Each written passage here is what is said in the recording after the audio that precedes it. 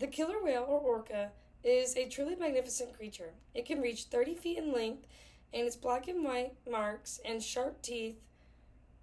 It is a truly intelligent social animal. My name is Nisa Ayers, and I'm here to tell you about the orcas kept in captivity and the danger it poses for the animals and the individuals who interact with them. I'm going to explain 3 tragic events and the details that led to these outcomes.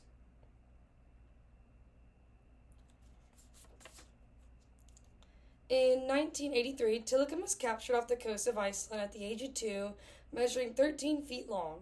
He was torn away from his family and ocean home. After his capture, he was held in a cement holding tank for almost a year until he was transferred to Sealand, a rundown facility in British Columbia, Canada. Here he was trained to perform tricks and obedience for the public. When Tilikum was brought in and forced to perform with 2 dominant female orcas, there was a lot of negative effects. When Tilikum did not perform a technique properly, the trainers would withhold food from him and the other 2 orcas. Because of that, Tilikum endured attacks from the other 2 orcas because they were frustrated with him.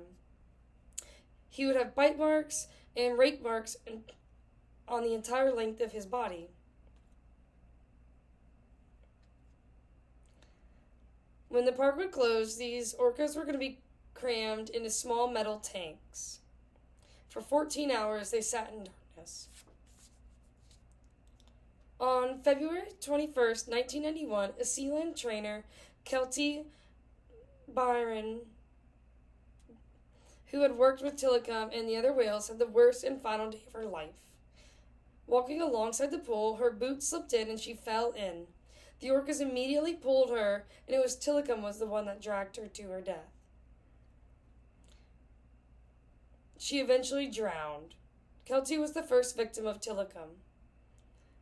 The stress and frustration of confinement, he had reacted, causing a loss of life for a fellow trainer.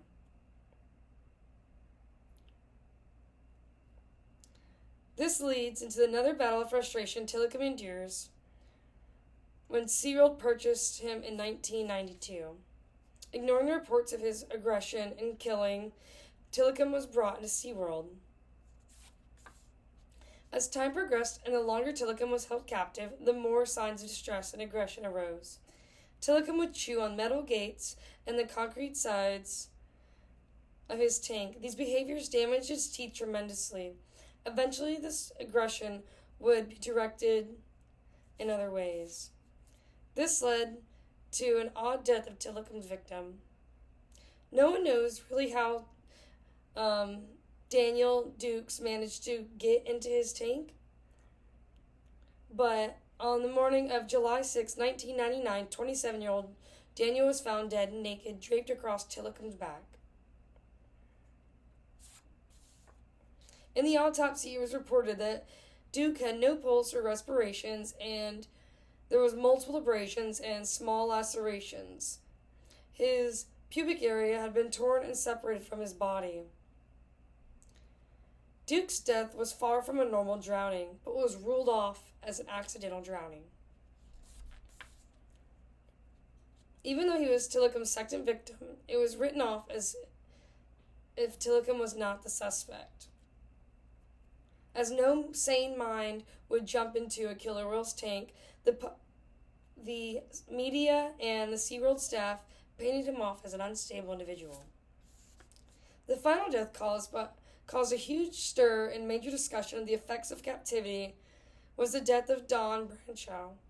Don was a veteran trainer that was very experienced. Eyewitnesses told investigators they saw Tilikum grab the trainer by the arm and drag her under. Just as brutal as the last killing, but worse, Tilikum's acts were no doubt the signs of aggression and frustration. The details of her death are very gruesome.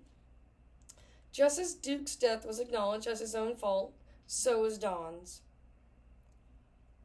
If these killer whales were not held against their will as a form of entertainment, these trainers could still be alive. Each trainer is at risk of the same fatal fate We cannot control how an animal will act, but we can control our interaction with them.